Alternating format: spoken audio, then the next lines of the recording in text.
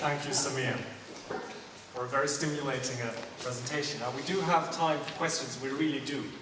So if there's any thoughts on your mind, anything, any contribution you want to make, then please, no. There's a mic. Okay.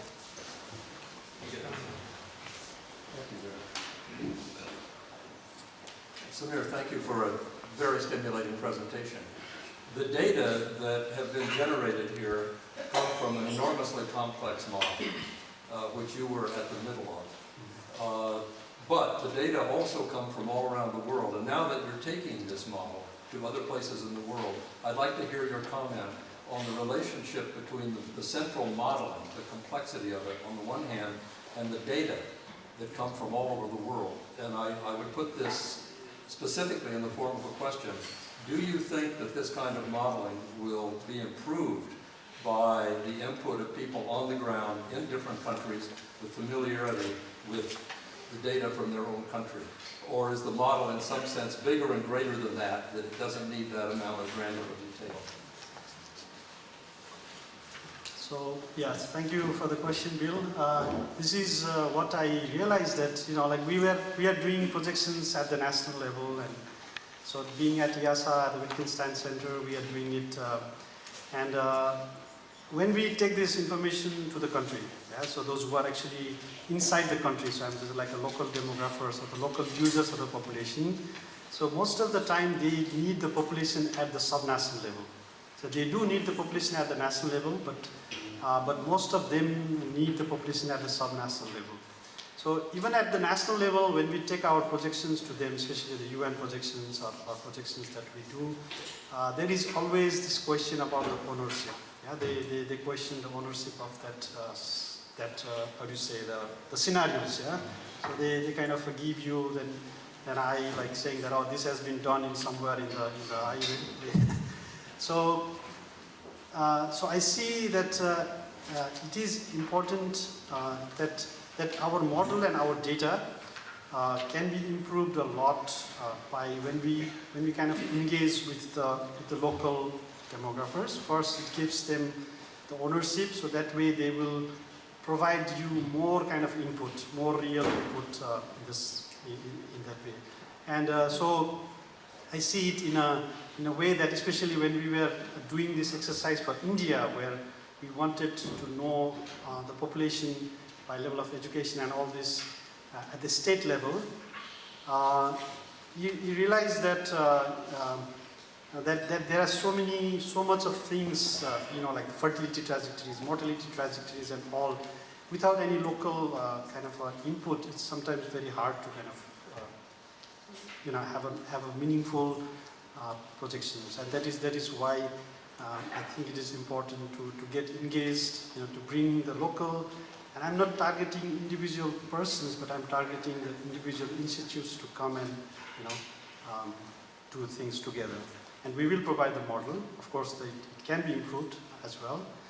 But this two-way kind of a handshake is important, I think. Okay, so the floor is open for further questions.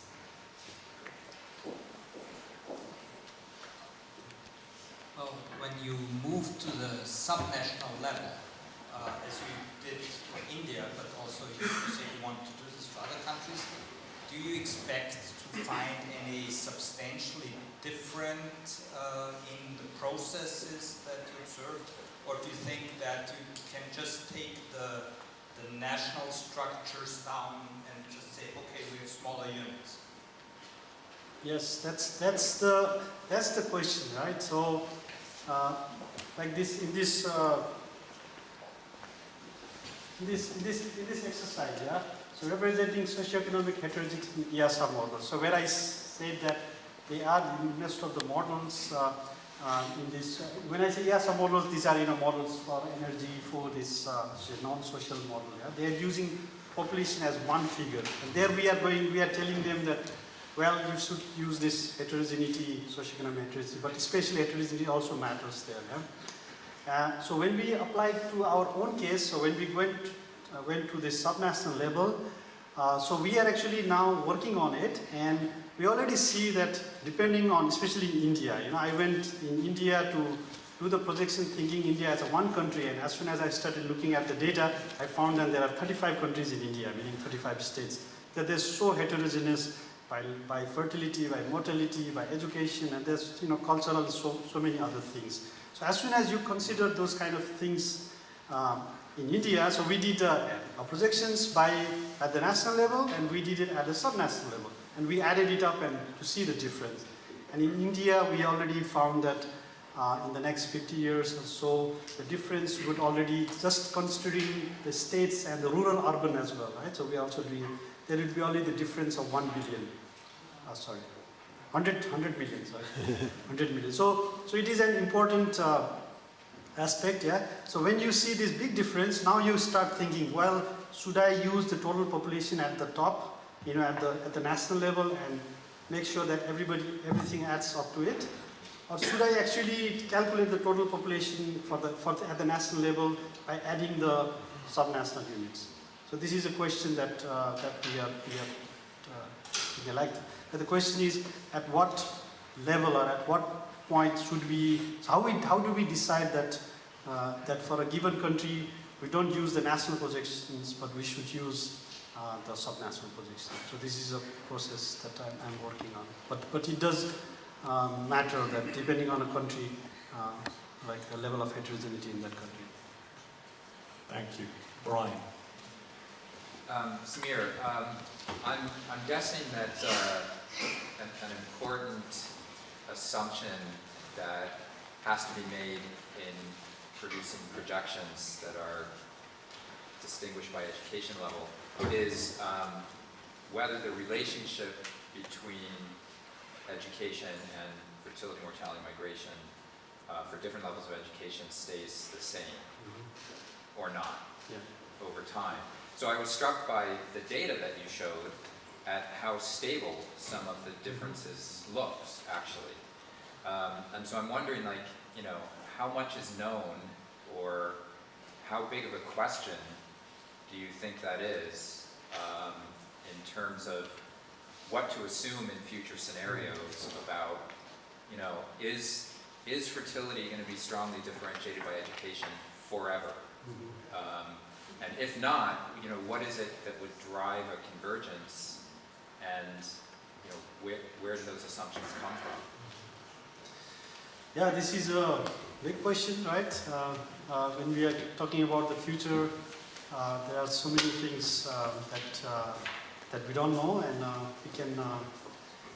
we can take some like what we did for our projections at the global level was that in order to say, like for example, a country which has let's say fertility level of 3 will go to level of 2 in some years. So what will happen to the differentials, the current differential? So as we don't know how it will, because the data by level of education on fertility is, we also don't have a time series for it. So there may be 1 or 2 points. So we cannot really kind of do the trained extrapolations for that particular country. So in that case, we actually see what is happening in other countries where such a level has been already reached, and what is such a difference. So that's what we did in the book projection, that the experience of other countries that have already gone through that kind of a transition, we kind of borrowed that knowledge and brought it to our case.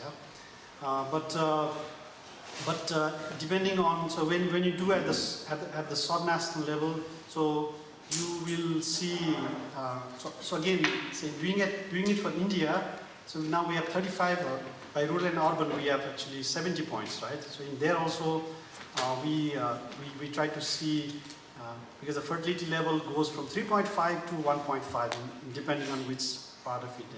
So there again, instead of trying to project that current level of differential, what will happen to the convergence into the future, we try to take the experience from other part of India and bring it in. So that's how I did it in this process.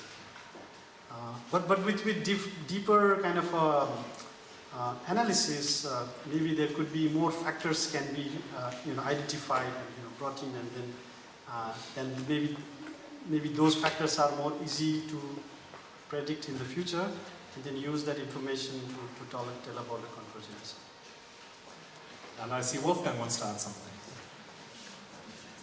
Well, thank you very much, Brian. This is really the heart of the matter of doing education-specific forecast. And there seems to be a very clear case for countries in demographic transition, that these differentials are stable and very significant. However, when we come to the very low fertility settings, and we see this in some of the Nordic countries, that in some cases we see an inverted U-shape or others. Actually, this was the topic of the conference here in Vienna, the Wittgenstein Center conference a year ago on education fertility differentials. And the way I like to conceptualize it, there's no doubt that education empowers women to better achieve whatever is their desired family size. And of course, if we get to the situation of very low fertility, then often educated women, also like in Sweden, they still on average want 2 children, but the educated manage to arrange their life more effectively that they can actually have these 2 children than sort of middle class other women who are more absorbed by the working process and can't arrange their life with that. So in other words, yes, during demographic transition, I think there seems to be a very strong case for making this safe assumption. But even there, it sometimes makes sense to distinguish between the desired family size, the ideal, that is even cultural influence or whatever it is, and then the empowerment to actually reach your goals, and that is very strongly linked to education. All right, let's thank Samir again, and it's time to move to our next speaker.